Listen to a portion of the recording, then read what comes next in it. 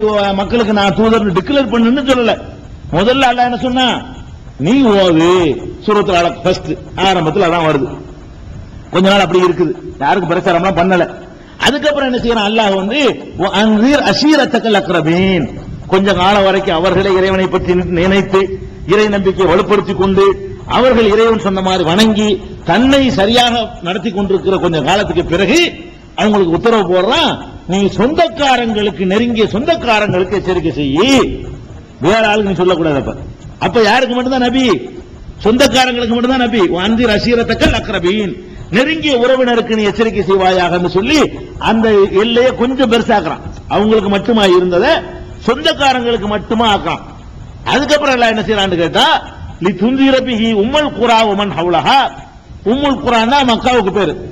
உம்முல் குரான்னா நகரங்களின் தாய். நகரங்களின் தாய்க்கு தாயாக இருக்கக்கூடிய மக்காவுக்கும் வமன் ஹவ்லஹா, அதை சுற்றியுள்ள மக்களுக்கும் எச்சரிக்கை செய்யணும். கொஞ்சம் பெருசாக்கலாம். குடும்பத்தாரை தாண்டி ஊர்ல உள்ள 50 பேருக்குன்னு சொல்லு, சுற்றி உள்ள பகுதிக்கும் சொல்லு, மொத்த உலகத்துக்கு சொல்ல சொல்லல. இப்படி கொஞ்ச நாள் போகுது. ஹிஜ்ரத்தெல்லாம் பண்ணி மதீனாவுக்கு போய் சேர்ந்த பிறகுதான் அவர்கள் அகில உலகத்துக்கு தூதராகிறாங்க. மதீனாவுக்கு போறதுக்கு முன்னாடி வரைக்கும் உலக தூதரா நியமிக்கப்படல. உலகத்துக்கெல்லாம் சொல்லு, உலகத்துக்கெல்லாம் தூதர் அனுப்பியிருக்கேன்னு சொல்லல. மதீனா, இந்த சூறா மதீனாவில் இறங்கின சூறா தான். மதீனாவில் எல்லாம் சொல்ல சொல்றோம். அதுல இருந்து இணைக்கலாம். 7வது சூறா இருக்குது ஆராஃப். அதுல எல்லாம் என்ன சொல்றான்னு கேட்டா, இன்னி ரசூலுல்லாஹி இலைக்கும் ஜமியா, உங்கள் அனைவருக்கும் நான் வந்து அல்லாஹ்வுடைய தூதராக இருக்கிறேன் என்று சொல்லுங்கள் அப்படிங்கிறான். இன்னொரு இடத்துல சொல்லி காட்டுறான் அல்லாஹ், மாக்கான முஹம்மதுன் அபா அஹதின் மிர் ரிஜாலிக்கும், முகமது உங்களுடைய எந்த ஆண்களுக்கும் தந்தையாக இல்லை, வலாக்கி ரசூல் அல்லாஹ், அல்லாஹ்வுடைய தூதராக இருக்கிறார்கள், வஹாத்தமன் நபியீன், நபிமார்களுடைய முத்திரையாகவும் இருக்கிறார்கள் அப்படின்னு சொல்லி ரசூல் ஸல்லல்லாஹு அலைஹி வஸல்லத்தை அல்லாஹ் சொல்லி காட்டுறான். நபிமார்களுக்கு முத்திரை. முத்திரைனா என்ன? சீல்னா என்ன? முத்திரைனா என்ன? முடிஞ்சிச்சுன்னு அர்த்தம். சீல் வைப்பீங்க இல்லைங்க, சீல் வச்சாச்சுங்கிறோம்ல. கடையில வந்து ஏதாவது இந்த பான்பராக விட்டா சீல் வச்சுட்டு போயிடுறாங்கல்ல, அதுக்கு அப்படின்னா என்ன அர்த்தம்? திறக்கக்கூடாதுன்னு அர்த்தம். கோர்ட்ல சீல் வச்சுனா என்ன செய்யக்கூடாது? ஓபன் பண்ணக்கூடாது. அவ ஹாத்தம் தான் சீல் வைக்கிறது. நபிமார்களுக்கு சீல் வச்சாச்சு, இனிமே இந்த ஓபன் பண்ண முடியாது, முத்திரை வச்சாச்சு. நபிமார்களுடைய வருகைக்கு வந்து முத்திரை வச்சாச்சுன்னு எல்லாம் சொல்லி காட்டுறான். இதுக்கு யாராவது நம்ம வழக்கம்லாம் கொடுத்து சிறந்த ஹாத்தம்னா சிறந்தவர் தான் கடைசின்னு அர்த்தம் கிடையாது. சிறந்த நபி எல்லாம் வளருவாங்க, அப்படிலாம் அர்த்தம் கிடையாது. ஏன்னு கேட்டா ரசூல் ஸல்லல்லாஹு அலைஹி வஸல்லம் சொல்றாங்க, நான் தான் ஹாத்தமுன் நபியீன், ஆனா ஹாத்தமுன் நபியீன் லா நபிய பாதி, நான் நபிமார்களுக்கு முத்திரையா இருக்கிறேன், எனக்கு பிறகு எந்த நபியும் இல்லைன்னு சேர்த்து சொல்லிவிட்டாங்க. ஹாத்தமுன் நபிக்கு விளக்கத்தை அல்லாஹ்வுடைய ரசூல் சொல்லிட்டு போயிட்டாங்க. அதனால பெருமானார் ஸல்லல்லாஹு அலைஹி வஸல்லத்துக்கு பிறகு எந்த நபியும் வரவே மாட்டார்கள், எந்த தூதரும் வரவே மாட்டார்கள் என்பதை சந்தேகத்துக்கு இடமில்லாமல் நம்ம நம்ப வேண்டும். அதே மாதிரி உலகத்துக்குலாம் அவங்க நபின்னு சொல்லக்கூடிய இன்னொரு வசனம் 21வது சூறாவுல 107வது வசனம், ஒமா அர்சல்நாக இல்லா ரஹமத்துல் லில் ஆலமீன், அகில உலகத்துக்கு உன்னை அருட்கொடை ஆக்கி இருக்கிறேன். அகில உலகத்துக்கு அருட்கொடை, அகில உன் காலத்துக்கு மட்டும் அருட்கொடைன்னு சொல்லல, அகில உலகத்துக்குமே அருட்கொடை என்று அல்லாஹ் சொல்லி காட்டுகிறான்.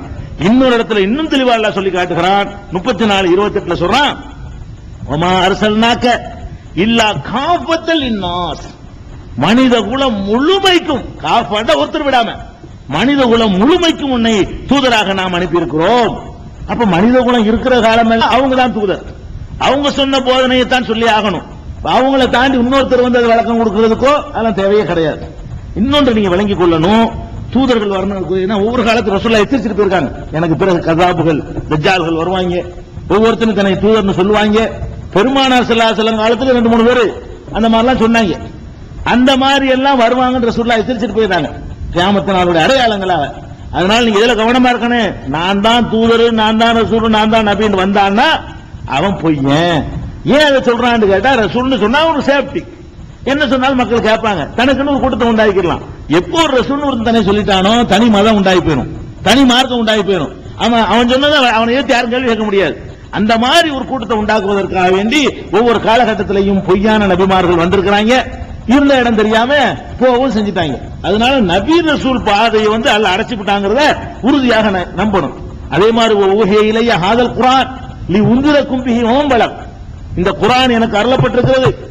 எதுக்கு அருளப்பட்டது தெரியுமா? இந்த குர்ஆனை கொண்டு உங்களுக்கு நான் எச்சரிக்கை செய்வதற்காகவும், இந்த குர்ஆன் யாரையெல்லாம் சென்றடைகிறதோ அவ்வளவு பேருக்கு எச்சரிக்கை செய்வதற்காக நல்லா சொல்லி காட்டுறான். இப்ப குர்ஆன் சென்றடைகிற காலத்துக்கெல்லாம் பகுதிக்கெல்லாம் அவங்க தான் ரசூல். இது முடிஞ்சிருச்சு. அடுத்து நீங்க விளங்கிக் கொள்ளணும், ரசூல் அல்லாஹ் தொடர்ந்து அனுப்புனான்ல, எதுக்கு அனுப்புனா உங்களுக்கு தெரியுமா? விளையாட்டா? ரசூலை போட்டுக்கிட்டு ஒரு மாசத்துக்கு ஒரு ரசூல், ஒரு ஊருக்கு ஒரு ரசூல் எதுக்கு அனுப்பணும்? எதுக்கு எல்லாம் அனுப்பிட்டு இருந்தான்னு சொன்னா, ஒரு ரசூல் வருவார், வந்தவன ஒரு மார்க்கத்தை போதிப்பார், போதிச்சுட்டு மூத்தா போயிடுவார். மூத்தா போன என்ன பண்ணுவாங்க தெரியுமா? அவரையும் அல்லாஹ் வைக்கிறாங்க. அப்படிதான் நடந்துட்டு அல்லாஹ் பாங்க, அல்லாஹ்வுடைய மகன் பாங்க, அல்லாஹ்வுடைய மச்சான் பாங்க, மாமன் பாங்க, மருமகன் பாங்க, அல்லாஹ் இவங்க கடவுள் ஆக்கிடுவாங்க.